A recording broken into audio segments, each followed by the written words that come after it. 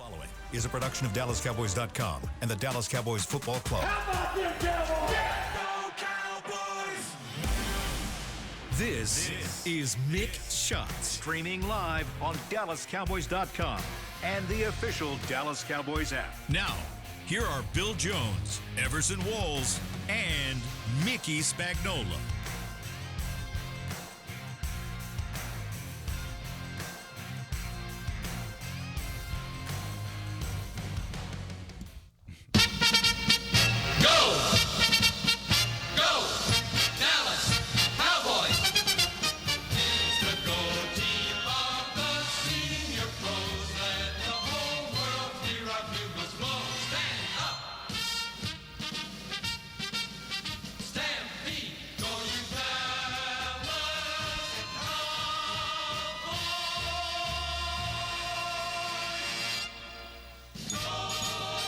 The conductor of the band, Everson Walls. And do you know how close we came to not playing a fight song today? What happened?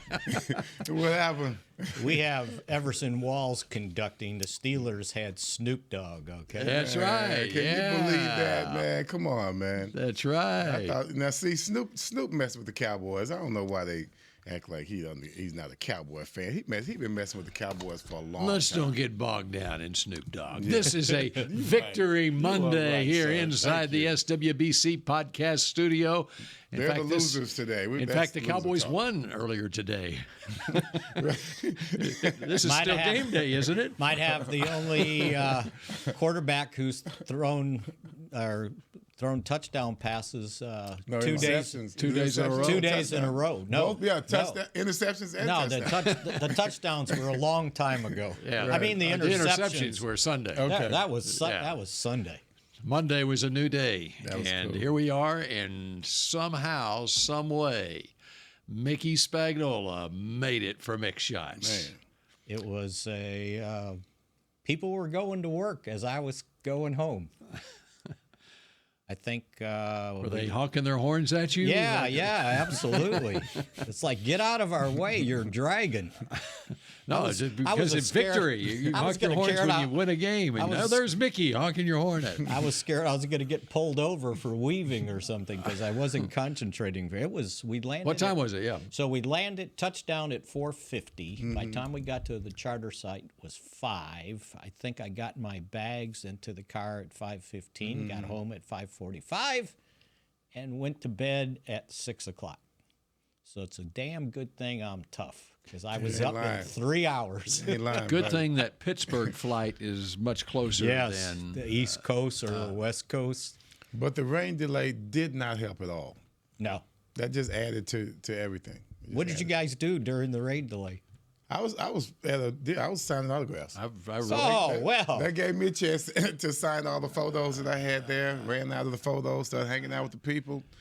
And I wrote my 10:30 sportscast last night, and half hours, and so I was able to lock in on the first half of the game. Everything was in the can, as we say. So I was able to really, and then we came on the air at 10:30 on our sportscast, and that was start of the second half. So I wasn't able to watch any of the second half live, basically, and drove home and then watched it all after I got home. So did you get an update from? I guess not. She was in the Prescott, right? Bree? Yeah, no, she was doing her job, watching the game. Yeah, She didn't run down and do a live shot. No, we didn't need in the hallway. There's nobody watching us. There's no reason. In fact, we literally mailed it in on our show last night. Yeah, talking about college football and stuff. Which Mickey doesn't want to talk about because we're got better things to talk about, man, right? He sure does. Why? What are you talking about? What happened? I'll just say this. If Missouri had gotten that one pass interference call, if they hadn't picked up the flag on that game would have been a whole lot different in College Station on Saturday. You never know. That's right. That is a lie. Okay, now let's get to the. Yeah, that's a lie. I'm sorry. No, it was. First of all, there you go. You see that? That's the only reason I said it. I knew it would set him off. Look, we're talking Cowboys. We'll talk Missouri later, okay? Maybe tomorrow. Okay, yeah. We'll get the couch out and we'll talk Missouri football then. Let's talk what happened last night. We're going to talk Vanderbilt. Yeah. All right. Oh, I got a phone call. Oh, Got him, Nate. All right, so the alarm sounded on the Cowboys game on the last play of the game, and we got to play the fight song because of Jalen Tolbert and Dak Prescott and a host of others. And a host of others that I'm guessing nobody knew their names that had to play out of necessity. Did anybody know Tyrus Wheat was on the team? Ended up playing 60% of the snaps. When in his career, I think he might have played a grand total of 10 snaps. Did, people know that T.J. Bass was on this team? Oh, my gosh. Everybody forgot about Brock Hoffman. Probably forgot that Tyler Smith could play left tackle. Yep. Just on and on and on. And I'm glad the Cowboys didn't forget that KaVontae Turpin is a wide receiver, and you can throw him the ball along with hand him the ball. Hunter Lipke's making a name for himself. Hunter, your boy Bill. How about that? That's right. Bill's boy. Kyle Juszczyk, you better look over your shoulder because there's a Pro Bowler coming your way. Hey, that was right. big time play. Here in a couple of weeks. Screen pass. We're Big gonna have time. 18 We're yards. gonna have a Big matchup. time, baby. We're gonna have a matchup in San Francisco here in a couple of weeks. It's a battle for the Pro Bowl. I thought fullback. I thought he was going all the way. I did too. I thought he was going to just drag him on in. And it just goes on and on and on that people didn't know these guys were on the team. And, it was bad enough that they went into the game with so many guys unable to play. Right. And then 4 plays in, they lose their fourth defensive end when Nealon goes down. And by the way, When he went down, man, I was like, oh, come on, man. I thought Mike McCarthy's curse. by the way, he had 4 snaps in the game, Marshawn Nealon, and he had 2 tackles. Yeah. Wow. How about that? Oh, wow. And it didn't look good when he left, especially on crutches.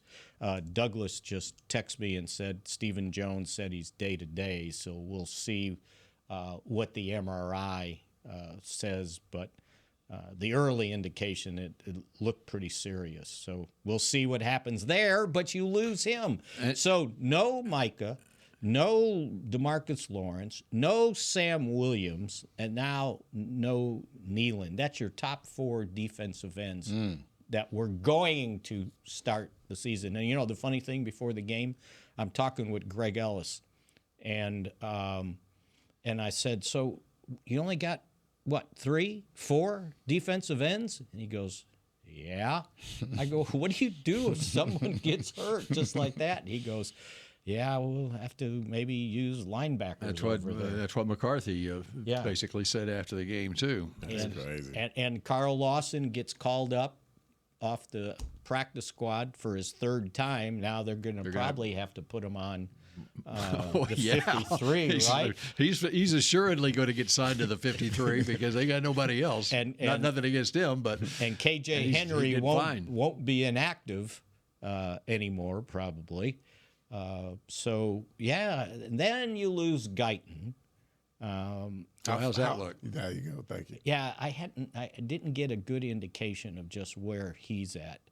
He was back out on the sideline. Yeah, at least he was on the sideline. And so we're sitting there going, well, yeah, Awesome Richard's kind of the backup left tackle. And then they had a plan to move Tyler Smith over there and play T.J. Bass at guard, which kind of worked. I'd say. Right? I thought Tyler played well. And you know what? I would have to go back and look. So this is his 3rd year? Is that right? Yes. I bet he hadn't played left tackle since his rookie year. I don't think he ever slid out last year. Like last year? I don't think so. I don't recall it. And he certainly didn't do it the first 4 games. And he goes out and plays left tackle like he belonged there. And he may. Oh, by the way, before the you got the final stats there, the rushing stats for the game, okay? Before the Guyton injury, the Cowboys, I went back and added it up. They had 6 carries for 18 yards. Mm-hmm. after the Guyton injury, what were the total numbers of rushing? 31 for 109. Okay, so they went 25 for 101. Did you say 109? For 91. 109 total. Yeah. So they went 25 for 91 after the Guyton injury running the ball. Almost 4 yards a carry. And, you know, the fact that they kept the game close, they could stick with the run. And it kind of showed that the more carries Rico Dowdle got, the better he gets. Yeah, Man. the more he gained, Yes. by the way. So everybody knows that he can run the ball now. There's no more, well, they don't have a running back, you know. And by the way, I think Zeke can too. Yes. I mean, I think they are what they are at running back, and that they were good enough to control a football game in the fourth quarter, and when they were consistently running the ball. And they were controlling the game throughout. Right. And you know? Zeke, and by the way, I mean, yards did Dak throw for? And he threw 42 times for 52. 352 yards? Yes. Yeah. So when you run 75 plays on offense, it should have been, could have been a 3-touchdown win. Right. It's the red zone turnovers. I guess that's my only issue is penalties. Penalties and the turnovers. I don't think the turnovers happen if we're not desperate. Well, And we were desperate a lot of times in regards to trying to keep a drive alive because we kept creating these penalties. well, the turnovers, They were first half. it's a miscommunication with Dak and CD on the goal line. That's right. I think He's throwing. I think they communicate pretty well after. He's throwing. Yeah, I'm pretty sure they heard it. He was going to throw. He heard everything he said. They were working to get on the same page afterwards. He was throwing a back shoulder, Uh-huh. and CD kept going. Uh-huh. The fumble. I mean, he's hanging in there trying to create knocked something, the heck out right? of him. That's yeah. what happened. Yeah, He got exactly. blasted. By 2 guys. Yeah, he right? got blasted. And then the other one, they were just being way too aggressive at that point on the deep pass. It was like, what are you doing? Right. Right? And if you're going to throw that, I wouldn't have attacked that area. The safety was coming over, and the only way that I think he could have avoided the DB making the play on the ball was to throw it towards the safety. So he would have been either way throwing Like, into let it trouble. let him inside as opposed to Because leading they him up thought the field. CD was going to drag the safety out of there. Oh, okay. And he held in there Right. longer than they. And by the way, I give the defense credit Yeah. for the takeaways too. The Pittsburgh defense. That was Pittsburgh. But, you know, all the people out there want to see him go deep, go long. Okay, well, sometimes it doesn't turn out so well. That's okay. But anyway, Douglas said that Stephen Jones said Guyton is day-to-day. Nealon, we've got our fingers crossed that it's not for the season. Well, we'll see. That sounds more week to week then. Yeah, it doesn't sound like he maybe has gotten the results of the MRI yet. Right. So anyway, go ahead. The turnovers, but they overcame them. That's how well it shows you they can play. Yes. Right? The things they overcame some BS personal fouls. The 3 blind mice were out there. I swear to God. They did the game in College Station Saturday too. Yes, you know? they did. It was a continuation. No, it was actually a continuation of the high school game I saw on Friday night. It's amazing. right? The same crew. Same crew. Hockley, I swear to God. did the Marcus game. Was it the Marcus game you went to on Friday night? What high school game was it? Marcus Hebron. Okay. Yeah. So they did that game, and then they went to A&M. I'm they not did saying that game, I'm not and saying then they went made to bad calls. Pittsburgh. They just made too many calls. Oh man. But no wait. Now look, the Wheat hit on Fields. He's not a quarterback. He's running. Yep. Right? He is running. And you're just trying to make a tackle. Don't say he roughed the quarterback. He roughed the running back who ended up throwing the ball. And then the one on the ground. But the quarterback came back. He went to the right, and then he came back through the pocket on the way to the left. Somewhat was in the pocket, right? And then the one on the ground, the guy was shoving Wheat into the ground and kept pushing him down, and finally he went like this.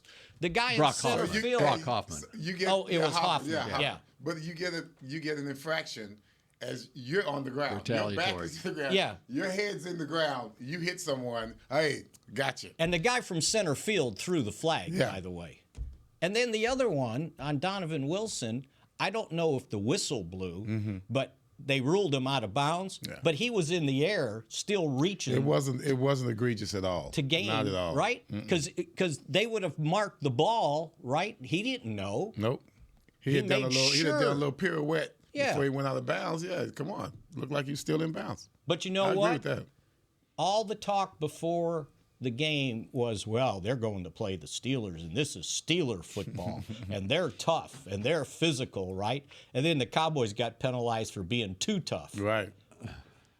I thought they did a good job of setting the tone up there. I was so proud. That, to me, as sloppy as it was, you can come out with all these narratives. That was the most satisfying win that I've had in a long time. Because it was the Steelers? It was the Steelers. You know, that goes back to the 70s when I was at Grambling. And before you even played for the Cowboys. They ended up beating the Cowboys twice in the Super Bowl. Everybody's knocking on my door because they hated the Cowboys in Grambling country. So I was all alone. Those two, that brings back so many bad memories. So this is extremely satisfying. And I like the way we did it. You know, we showed some guts. You know, adversity, no big deal. You know, we're still hanging in there. You can see the kind of, especially on Dak's face, you can see the determination that he had. Like we're not going to just let this game go by and be casual about our efforts and how we're trying to do things. You saw a sense of urgency the entire game. The defense gave us the chances that we needed, which is, wow, welcome to the NFL. Our defense is giving us chances to make plays on offense. We can kind of stop the run. Exactly. So here we are acting like a grown-up, big boy defensive squad, you know, and it's something that shows in the results of the game because now we have a chance with 5 minutes to go, maybe 4 something, to drive it on down the field. 4:56. And when we come back here on Mix Shots, let's talk about the final 4:56 of that game last night or this morning in Pittsburgh. Star Sports Tours is the only official fan travel partner of the Dallas Cowboys, offering exclusive game weekend travel packages with pre-game sideline access and photo ops with current players, cheerleaders, and Cowboy legends. You want to stay at a team hotel, attend the best tailgate party in Texas, tour the Star, and talk X's and O's with me, Everson Walls?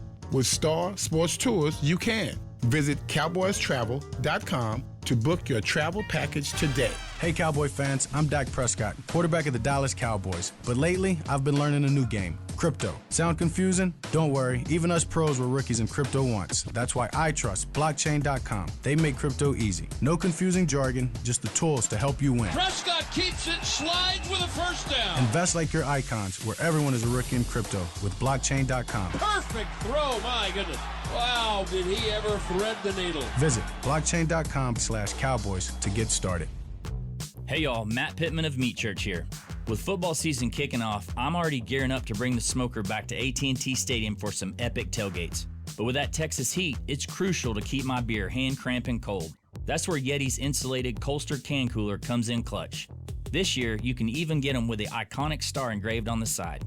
Licensed Yeti Cowboys gear is now available at Stadium Pro Shops, concessions, and on Yeti.com. Check it out today. Yeti, official cooler and drinkware of the Dallas Cowboys. Miller Lite is brewed with great taste and only great taste. The Miller Brewing Company would like to issue a correction. Miller Lite is brewed to be less filling. What are you doing here? Miller Lite tastes great. Look, I'm just reading the script. It says less filling. That's not what my script says. Well, mine says... We'd like to apologize for the previous announcers. Miller Lite is in fact less filling and tastes great. Time to shine, legal guy. Celebrate responsibly. Milwaukee, Wisconsin. Beer. 96 calories and 3.2 grams carbs per 12 ounces. Fewer calories and carbs than premium regular beer. Back to Mick Shots. Stay connected with the Dallas Cowboys on your connected TV. Catch up on all Cowboys content like player interviews, weekly TV shows, podcasts, docuseries like Deep Blue, and much more. Download the Cowboys Now app on Amazon Fire, Roku, and Apple TV. You have a deep blue shirt on this afternoon there, Everson Walls. Yes, a Cowboy baby. victory blue shirt. Yeah, right. Where's the star? It's got the star right there. This is all about celebrations. That's exactly right. Okay. Especially after the way they opened the game, right, with the Steeler Cowboy back in history thing. Jack Lambert throwing Cliff Harris all over the place. Talking about the Cowboys were finesse. Finesse this. All right, let's talk about the final 4:56 of this game as the Cowboys fell behind 17-13 after the shovel pass to Pat Freiermuth gave the Steelers the lead. That was a good call, by the way. It was. It was a good call. Because as Babe Loffenberg said on the broadcast, I think Brad said, I was driving home at the time, and so I was not watching it as it happened, but I was listening to Brad and Babe, and Brad said that was a good call, just like you did. Yeah. And Babe said, you know why it was a good call? Brad said, because it worked. No, you know why it was? Because they didn't trust Fields to throw the ball very far. By the way, that's why that was a good before we play. get into the 4:56 left in the game, how soon before Russell Wilson becomes the new starting quarterback of the Steelers? Well, I thought at the Raiders this week. I thought when we knocked him out that I said, "Oh, Russell Wilson's got to come." Then I forgot he was inactive, and he was the third quarterback. Yeah. So and Allen. by the way, Allen comes in right away, completes a pass. Kyle Allen. It's like, whoa, what did you do? That was pretty cool. He just comes in, okay, zing, all right. Good come thing on we back didn't out, have kid. to face that guy. Right. I thought that was kind of weird, right? They take him out of the game. Yeah, that didn't bode well for Justin going forward. Not at all. Yeah.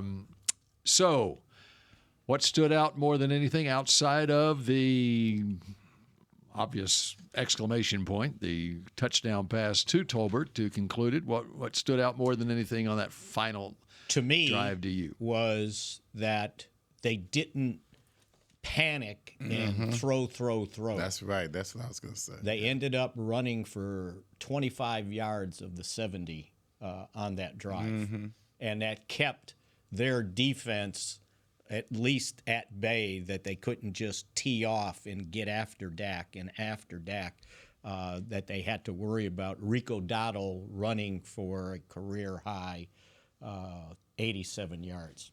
So I thought that was significant. And when he had to throw, for some reason, the offensive line came alive, although they were going a lot of 2 tight end, 3 tight end, fullback, which I thought they should have done the whole game. Don't leave Steele out there with Watt. Right. Don't let Guyton out there with Herbig all by himself. But I guess you can't double both sides, right? At some point, you got to play football. So that's what stood out to me. I got a feeling you had something else. But what stood out to me was just how every player came in and did his job.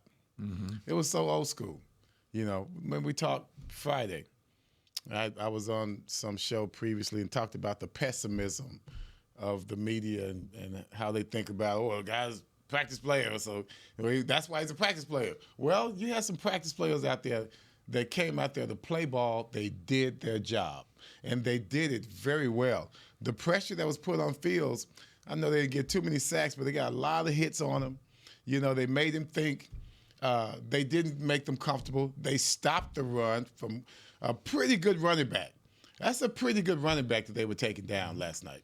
So when you look at what they could have done and what a lot of people expected us to do going through those kind of trials and tribulations, I think it was a big win as a team.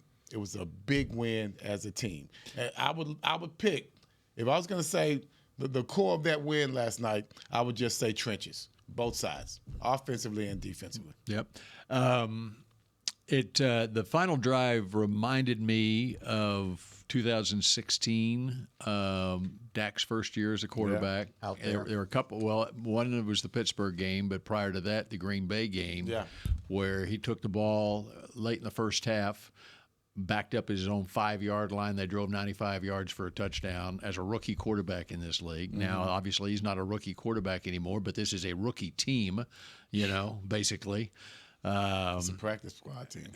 And for them to, and then, of course, Zeke had the touchdown run. They came back in that game after getting hit in the mouth with a fake spike with 42 seconds left and won that game. Yeah. Well, this time they had to do it, as you said, in the trenches.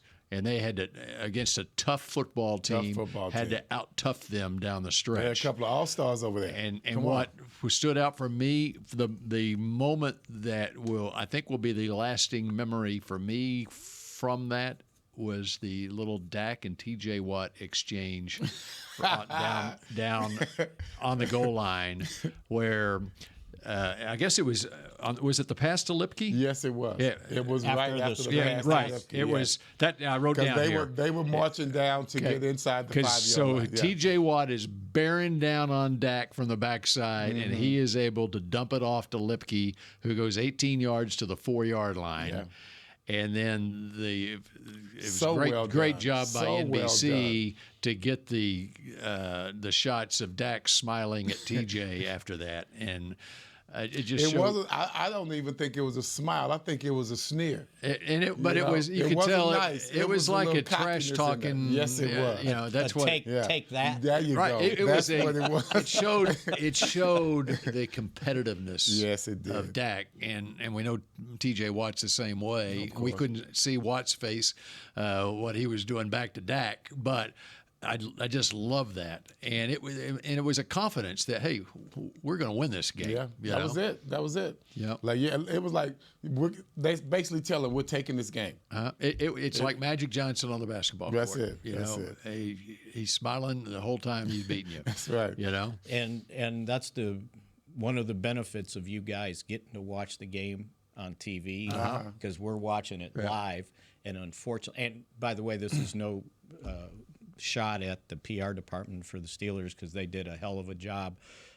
Not only did the rainstorm knock the game off, it knocked the Wi-Fi out, and they came and gave people on social media hardwire into their Wi-Fi system. But the TVs in the press box were a play behind. Oh, wow. Yeah. So you couldn't sit there and go, oh, let me see what happened.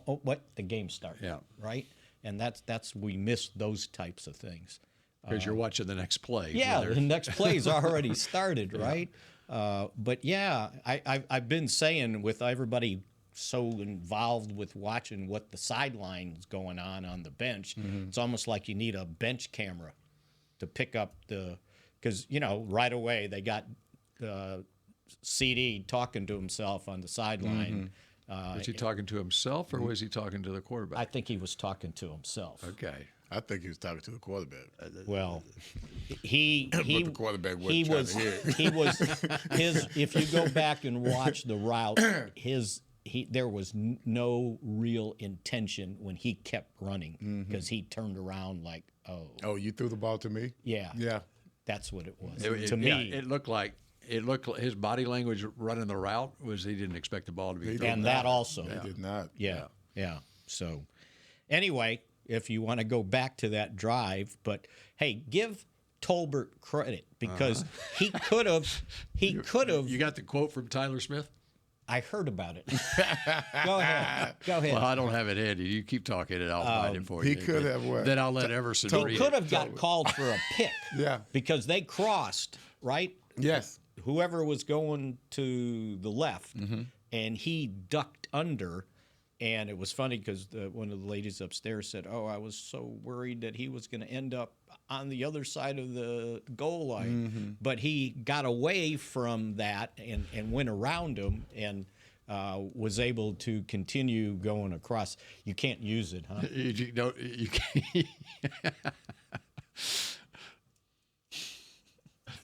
Why don't you just give me the Everson's reaction? Give me the gist of it. Here you go, Mickey. You haven't seen the quote? There it is. I heard Here it is something. for you. Now you clean it up and you can express it.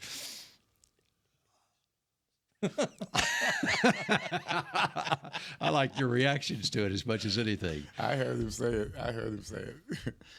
So he was talking Bro, about, it was miraculous. I mean, JT literally sprained his lower anatomy. Excuse me. Sorry, guys. Sprained his lower anatomy the play before, comes back, makes the game winner. Unbelievable. Did I clean it up for you? Yeah. Because the play before was the low pass. Okay. Back so in the end So he zone. had sprained his ankle? Well, no. I think he was talking about. You read the quote. I think he was talking about his effort to come back and get the ball. Everson. He's toying with us. Because I think And by the way, they thought he was going to have to come out of the game. well, he was coming out of the game. Right. And then the Steelers called timeout, which gave him time to recover from his sprain. And then the Cowboys called timeout, right? I think Mike called it a Kodak timeout. Like you want to see what the defense is doing. Right. And I said, Dak, how many times did you, when we were walking towards the bus, how many times did you change that play? And he goes, twice. So they had a play. Pittsburgh called timeout, and then they had another play. Yeah. And that's why they called timeout. So, He said that's one of their favorite go-to plays. yeah, yeah. And that's a good idea. The first person to call timeout was Dallas. Right. Okay, Because so they he saw what happened. He was how they in were there set for up. the first play. Yeah. Right. Okay. They called timeout, and then Flournoy goes in the game. Okay. And then they break the huddle. Flournoy goes the wrong way. Seriously, because they had to send him to the other side. And then the Steelers called timeout, and that's when Tolbert came back in the game. Yeah, that's what I wanted to check on, was to see if Tolbert was in the game after the Cowboys' initial timeout. No, he was so not. That's what got the Steelers' timeout got Tolbert on the field. That is correct. Yeah. Because when I saw 80, right? Is it or Flournoy is? Yep. 80. Yes. Correct. I saw him in the game, and I'm going, oh my, just like that. Yeah. On this play. That's because you saw how injured Tolbert was. But when he got up, you could tell he needed some time. And on that, He was about 10 yards from me, and he couldn't walk. Yeah, that's right. That's crazy, man. That's really crazy. and give the offensive line credit for, because that was a slow developing play, right? It took a while. He had to float. He had to kind of float back a little bit. By the way, Tomlin could have used that timeout after when they got the ball back with 20 seconds left to be able to throw to the middle of the field and be able to call a timeout. Well, that's right. Justin Fields was playing quarterback. Yeah. All right. We come back with more Mick Shots brought to you by Miller Lite in just a moment. The Medal of Honor is our country's highest military award for valor in combat. More than 40 million individuals have served in the armed forces since the Civil War. Fewer than 4,000 have received the Medal of Honor. The National Medal of Honor Museum will be a place to preserve these legacies and inspire America. It's being built right next door to the Dallas Cowboys in Texas. Help us honor our country's greatest heroes. Learn more and get involved at mohmuseum.org.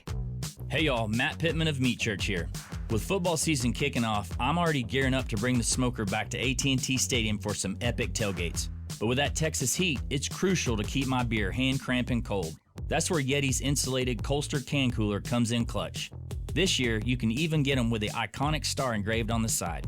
Licensed Yeti Cowboys gear is now available at Stadium Pro Shops, concessions, and on Yeti.com. Check it out today. Yeti, official cooler and drinkware of the Dallas Cowboys. Hey Cowboy fans, I'm Dak Prescott, quarterback of the Dallas Cowboys. But lately, I've been learning a new game, crypto. Sound confusing? Don't worry, even us pros were rookies in crypto once. That's why I trust blockchain.com. They make crypto easy. No confusing jargon, just the tools to help you win. Prescott keeps it, slides with a first down. Invest like your icons, where everyone is a rookie in crypto with blockchain.com. Perfect throw, my goodness. Wow, did he ever thread the needle. Visit blockchain.com/Cowboys to get started. Star Sports Tours is the only official fan travel partner of the Dallas Cowboys, offering exclusive game weekend travel packages with pre-game sideline access and photo ops with current players, cheerleaders, and Cowboy legends. You want to stay at a team hotel, attend the best tailgate party in Texas, tour the Star, and talk X's and O's with me, Everson Walls?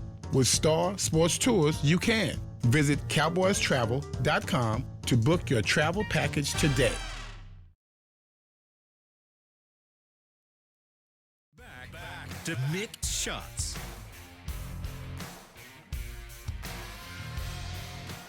Head to AT&T Stadium to experience Rally Day presented by SeatGeek on Saturday, October 12th from 10 a.m. to 2 p.m. Get ready to cheer on your Dallas Cowboys with tours of AT&T Stadium, autographs from the Dallas Cowboys cheerleaders, ticket giveaways, games, and more. Visit AT&TStadium.com/rallydays to get your tickets today. By the way, on NFL Network, they're talking about game balls for, I guess, Jacksonville. Dak, Rico, and Mike McCarthy got game balls. Really? And McCarthy said it was the first one he's ever gotten in his head coaching career. Really? Yeah. Said, I don't recall ever getting one of these. And it looked like on Saturday night, Yes. Dak and Cooper Rush went with McCarthy to his house where his mom and dad live. And they had a big family reunion there on Saturday night. Oh, that's cool. And there must have been when we were walking towards the bus and Dak was in front of us. McCarthy must have had about 15. It looked like family. I saw that picture. Family members. Yes, right. Yeah. I was like, man, that's Dak's family? I swear, I said, I knew his mom was white, but golly, dude, they got nobody else in there. I swear, I thought that was Dak's family. No, that was McCarthy's family. I just looked at the picture like, man, where's the brothers at? Somebody up in there. Dak said something like, all right, thanks to the McCarthys. And they were all cheering. And Yeah, that they was were cool. all waiting Okay, there. now that gives it a whole different flavor. And Okay. also that elation at the end of the game. I mean, so cool. Yeah. I mean, just think about, aside from the homecoming for McCarthy, but just for the team. And you put so much into this, That's and then what I it was gonna comes say. This down. is huge. It comes This is down huge. to one play to decide whether all that work paid off or not.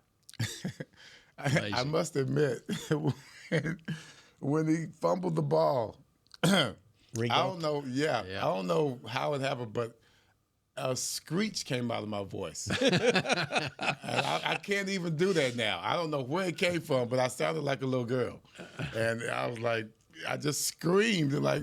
I think Chris Collinsworth had that same screech. Like what?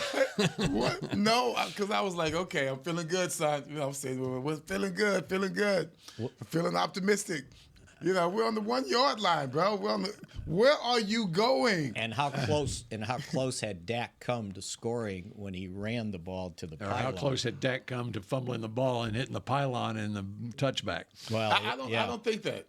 I thought he had that under control. Yeah, I thought so. I thought so too, but still, I thought he had control in regards to going into the end zone. I knew he once he kind of let go of it that it was already. I didn't think he made it, but at least they reviewed it. It was close. Yeah, it was close enough. Well, what happened on it is by reviewing it, they moved it up to the half-yard line. Right. They did. Which didn't matter because then Orlando Roberts came from the fifth row and knocked the ball out. Man, come on now. Let's talk about this, guys. Okay. Oh my God, I must have called that man so many names. I'm sorry. Follow your blocker. Yes. Follow him. Because Lipke had a hole there. He sealed the guy. He would have sealed 6, and you had a big offensive lineman on the cornerback. He wasn't going in. Well, you couldn't even see the defensive back. He was swallowed up. The hole was right out there. Sometimes you just think too much. We had a teaching. You just think too much. A teaching moment. Well, yes, we did. Yes, we did. But Dak, just the reaction immediately to dive for the ball. I think, like that. he might have screamed too, like me and Chris. Yeah. That was crazy. Babe Laufenberg on the radio broadcast says, as a quarterback, you need to always follow the play. Because if you follow it, if something like that happens, you have the ability to jump on the That's real stuff. play. So No, that's real he did a good job of following the play. That's Just real like stuff. a pitcher in baseball, you got to back up bases, you know. Yeah, I mean, but you can't help but follow it because that's the moment. You're looking for that to go ahead and ice it. So he had no choice but to follow it. But he didn't just follow it; he reacted. Well, some young quarterbacks run away from the play, right? They trying to create deception. Yeah, Correct. exactly. That's right. That's a case where you don't want to carry out a fate. No, you don't. Oh man, I was like, only us. I just sat there like, only us. We are the only ones that can do this. You talk about being snake bit, right? That would have been being snake bit. I mean, just give me a break, man. Especially after he had run so well, right? And that's what. And they run for 109 yards. And I'm up there calling him all these names that he didn't deserve. That. Okay, we've talked about a number of players here.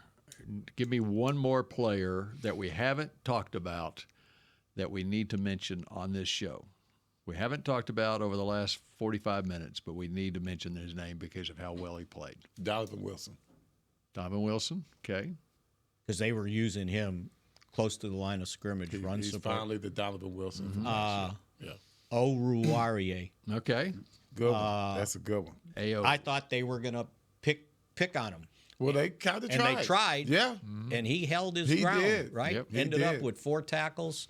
Didn't fall down trying to cover. Didn't His get awareness beat deep. was right there. He played like a veteran. He Which played like a he real kinda veteran. is. Well, yeah. He played his age, but he didn't play his experience. Yeah. My guy is Jake Ferguson. And also that. That's my Absolutely. dude. That's my dude. That's my dude. I mean, they don't win that game, I don't think, without Jake Ferguson. That's right. 6 for 70. 70. I think Dak needs to go to him even more. You know, Mike Tomlin, a week ago, last Tuesday at his press conference, he mentioned 2 players on the Cowboys team that stood out to him beyond the others, and one was Dak and the other was Jake Ferguson. Man. And did you see it wasn't just a chip on that last play, what he did to T.J. Watt? No, I didn't see it. He let him have it. Did he really? T.J. Watt was not getting to the quarterback on that play. I have to take a look at that.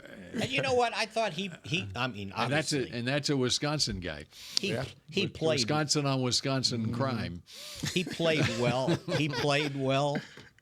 They had him 8 tackles. TJ? Yeah. Oh, okay. I thought that was a little extreme. Well, you thought they gave him too many? Yeah, I thought there was a little home cooking there. Well, you know who Atlanta used to do that with the middle linebacker they had like 5-8 years ago. Every game he ended up with 12 to 15 tackles. And one time I'm at the game and I'm going, okay, I see. It's like everything the guy sniffed. It's a tackle, right? Hey. He gets an assist. So like the NFL Ferguson has designated, it's the same person that does the yeah, right. the stats for the NFL. Well, when they're announcing it in the press box, you know, and that becomes official. That was huge. He needed that chip too. You watched it? He needed that chip too. Tyler was having. He was coming at Tyler. He was coming at Tyler fast. He still came at him fast. And like you said, it's he switched sides? Slow developing play. No, he was on the right It was the other side. It was the other side. Yeah. He's coming at Terrence. Slow developing play. Yeah. And they needed that chip. Ferguson tried to hit him so hard he fell down. That was the first thing I saw on that play. He fell I was down. watching TJ, and then and Ferguson. That was a little hidden key. Aggression. Well, hidden aggression and hidden key to being able to do that. It goes back to what you said from the start. At some point, guys need to do their job, make a play, and they did, and that's how you overcome all the stuff. It's like Bill said the other day. The Cowboys are littered with people like Downs, myself, and Cliff Harris and Drew Pearson, and littered with undrafted guys. Just stepping up, man. I mean, it's it ain't easy, but you're just not going to automatically say I have to be a certain way. And you know what? And that's what those guys believed last night when they were putting that pressure on Justin Fields. I saw a bunch of hungry guys ready to play. I mean, controlling the game in a situation that I know had to be foreign to them. And we'll see when the injured guys get back from, and hopefully Parsons will be back this week, but from Brandon Cooks to Deron Bland to D-Law, we'll see when he gets back.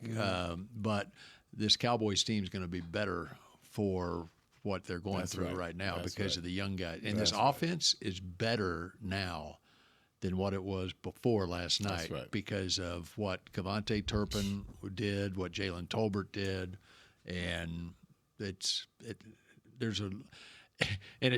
easier to be excited about the team because they completed the pass to Tolbert to win that game. It'd be tougher if they went incomplete or whatever. Right. But you can really see where you can still have the same narrative defensively. And also true. In the trenches. That's true. No matter what would have happened on that last play. But you need to come back and beat Detroit this week. And not be 2-4 going to San Francisco. No doubt. Well, and you know what? That's right. Jerry kept pointing that out, by the way. That exact thing, that these young guys getting snaps now will pay dividends down the road. And just think about the experience they're getting. And they got an opportunity. And, you know, by the way, I was going to point this out. Very silently, Mozzie Smith had 4 more tackles. Yes, he did. Yes, he did. And he was battling in there. And by it kind of it's like he's a totally different person. Exactly. I don't even recognize his body. I don't recognize his footwork. I don't recognize his speed and aggression. I don't even know who this guy is. He is totally different from last year, and that's to a positive. Yeah, but that just lets you know why they drafted him. That's why they drafted him. This is what we wanted to see, and to me, to see that huge advance to be made, you don't see that very often. And there's so much more. There's so much more than just playing football that goes into a person's development to be able to play in this league. Yeah. You know, and we see it with Jalen Tolbert. He wasn't ready 2 years ago. Yeah. It's a growth.